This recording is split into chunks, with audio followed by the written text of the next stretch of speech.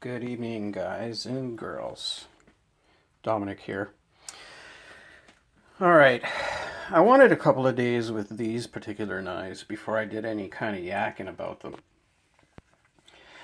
Reason being is because I like this knife, and at the same time, I could leave it. But the fact that it was being discontinued, changed my mind about buying it.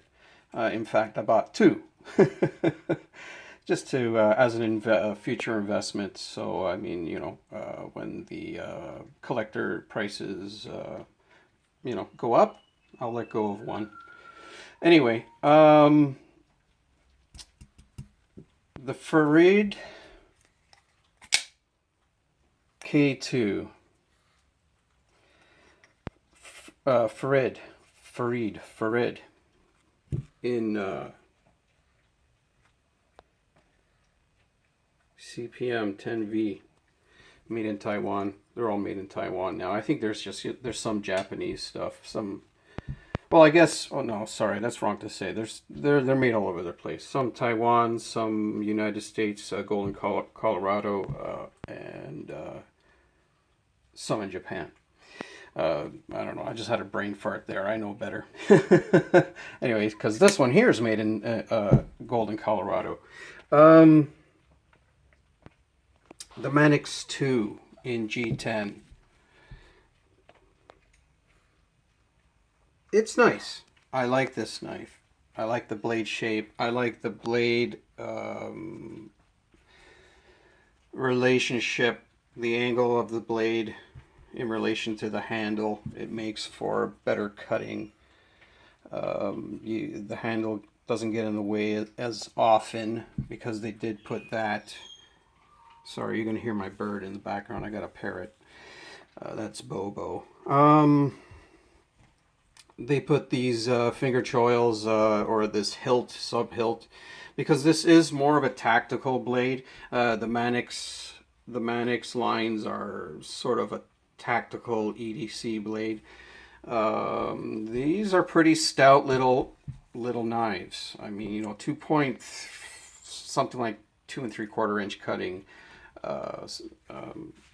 surface, 3 3/8 total blade. But I don't call this a blade from here on in. It is the blade, but really it's an extension of the handle because your hand goes here. So it's just a fancy extension of the handle by using the blade. But really the blade is the cutting edge. That's my opinion, really. You can agree or disagree, but you know what I mean. You can't do anything with that except for hold it. So if you're holding it, then that's your hand, and if that's your hand, then it's a handle. That's it. That's the logic that I'm following. The Farid K2. I know this is going to be a frazzled uh, review because I'm frazzled today. Sorry. I've been trying to hold off and try to do a more clear-headed review, but it's just not happening. I'm not getting clear-headed by any means. So, so here's my review. Guys, there's no lock stick on these knives. Give me a second. I'm just going to go get the other knife. Boom. Anyways, I'm going to keep the new knife. I'm going to call it new. They're both new. This one I bought secondhand, so you can't call it new. But it came with the box and everything else, and there's nothing wrong with this. There's no blemishes on this whatsoever. I did find a little surface rust under the thumb holes on this one, but that's not the seller's fault or anything like that. That's just the nature of this steel. It was sitting in the mail for way too long. There's a little bit of surface rust here. You might be able to catch that. It's not really important. A little bit of surface rust. Nothing to cry about, and it's no one's fault but the fact that it sat in circulation for way too long in the mail. And this steel needs to be coated. This is a non-stainless steel. This CPMS 30V is stainless, but it will stain if it's exposed to extreme conditions. Anyhow, this is completely non-stainless. So you just look at this thing funny and it'll start to develop some sort of rust. So you got to take care of this stuff. Anyhow, the reason why I got the other blade is to compare just the locks, because these two knives are identical. There's no differences. There's no anomalies. There's very good quality, very good QC with these knives. The tolerances are perfect. They're exact matches. The grinds are exact. All the things are exact. So I want to. People are still complaining. I mean, this knife is a few years old, and it's not very popular because it's big, and not a lot of people like big knives. And the fact that the people saying that lock sticks, but the lock does not stick. This one seems to have like an, what would you call that? 75%? 75%, something like. Sorry, let me see if I can. Yeah, something like 75%. 75% lockup. And it doesn't stick. See, I just slid that over. No problem. Smooth as silk. But it's stiff. The lock bar has high tension. And intentionally high tension. It's supposed to be a hard use folder, and you can't make a hard use folder if the action and all the parts and everything about it. Sorry, this is still grease from the manufacturer, so I'm not. I didn't wipe it down before the video. A hard use folder, everything's got to be tough. So this liner or frame lock is hard to disengage just because it's under high tension. And if you got dainty fingers and you're not used to digging your fingers into hard objects, I am. I work with steel, so it's not a problem. I got pretty tough digits, so it's no problem. I can just jam my finger into my thumb into that and just push it over. There was no click. There was no stick. It was just a lot of resistance from a very strong lock. This one is something like 95% lockup. There's a little bit of an edge there if you can look at it. You think that's about the same? Yeah, actually. So what, 75%? We'll give them both 80%, okay? I don't know what percent, but they're almost completely locked up. There's just a little room there for growing pains, you know? Anyhow, same with this one. It just goes over. There's a little bit of a grit sound, a sliding sound. Did you hear that? That's not a stick. That's just the steel, metal against metal, just rubbing, that scrape sound. Overall, this is a 9 out of 10. This is an amazing knife. It's a giant. So if you don't like big, giant knives with tough locks that hurt your fingers, stay away from it and don't complain when you do get one, if after this warning you do get one. The Manix, it's a nice little knife. And that's the thing, little. I'm a big blade guy. I like big honking blades. I'll EDC this. Sure. They're exactly the same width. They're exactly the same width. Sorry guys, I'm going sideways on you guys. Sorry about the confusion or the seasickness here.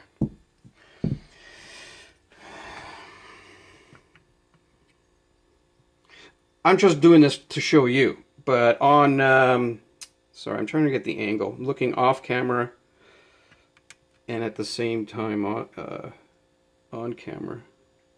I'm trying to get the angles. Shit. Sorry guys. Don't worry, they're exactly the same. And I put my finger, you know, like I put them together and I put my finger together, and you know what? There's got to be like a thousandth of an inch difference between them. So I'm calling it equal. They're that similar in overall thickness.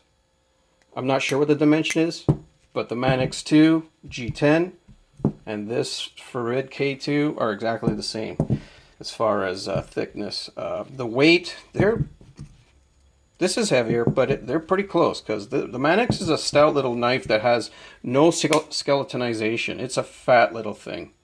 And that's sort of why I've fallen in love with it, because it's a tough little knife, and it's not making any excuses. It's not saying sorry to anybody. It's a tough little knife. It's got nice geometry. Blade is screaming sharp. What can I say about this knife? I don't want to just ramble on like any other knife review where they just ramble specs and stuff, or just verbal diarrhea where they're just repeating words like beefy and good in the hand and things like that. Yeah, this does feel good in the hand. But this is a fat little knife, and it's not. It's kind of. I wouldn't call it heavy, but heavy for its size. Okay, so and it has that access lock style action with the ball piston, or did they just call it the ball lock or the ball piston lock? That's the plastic cage. There's a ball in there that plunges itself forward, and it wedges itself between this metal, the stainless steel backspacer, and the blade tang ramp there.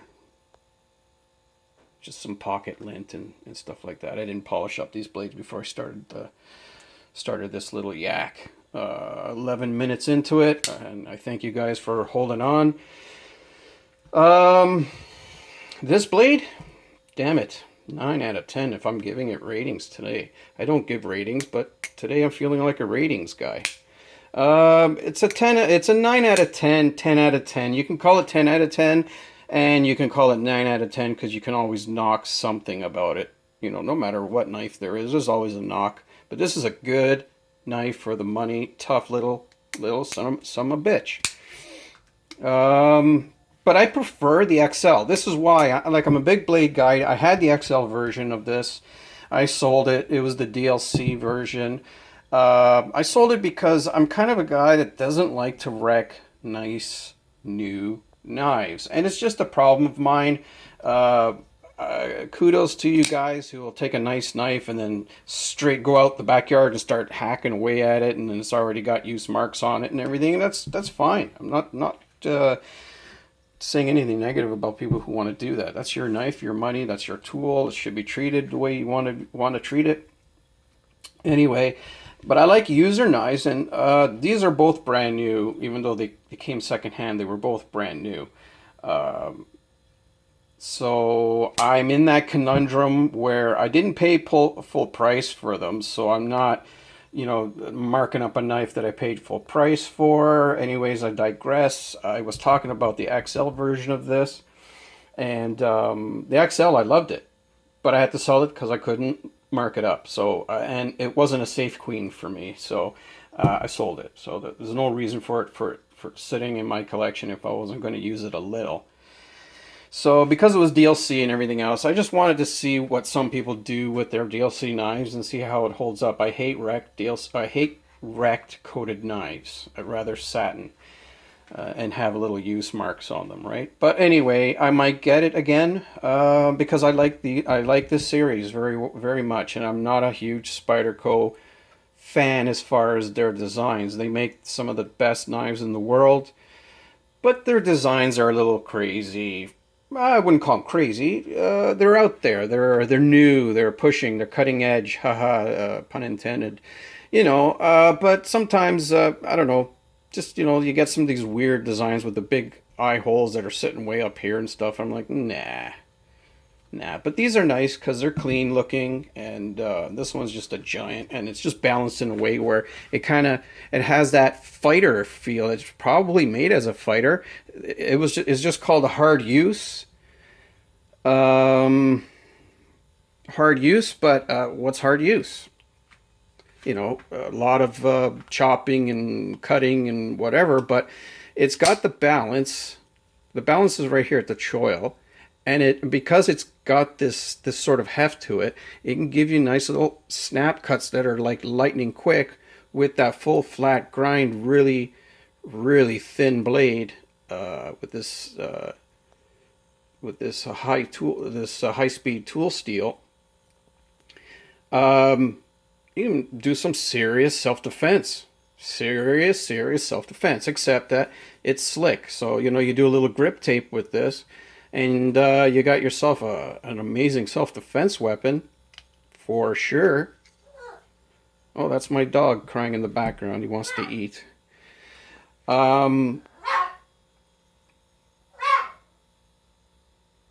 Fluffy. I call him Fluffy because he's such a fluffy little thing. His name is Cheech, but... Cheech!